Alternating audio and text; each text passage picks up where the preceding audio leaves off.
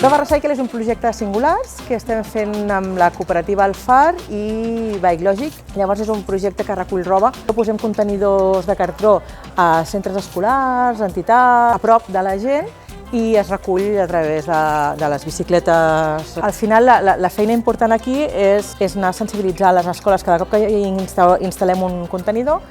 Fem una xerrada amb alguna de les classes de l'escola que ens indica i nosaltres els expliquem, fem tota la sensibilització de conscienciació de l'estat del tèxtil. Les escoles ens estan donant molt bona resposta, els nens s'ho prenen amb molta il·lusió, aprenen i la veritat és que estem omplint molts contenidors perquè necessitem molta sensibilització mediambiental.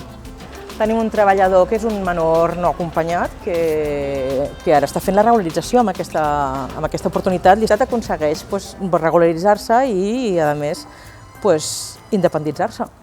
Sí que es una vida muy bonita y un futuro para adelante, ¿sabes?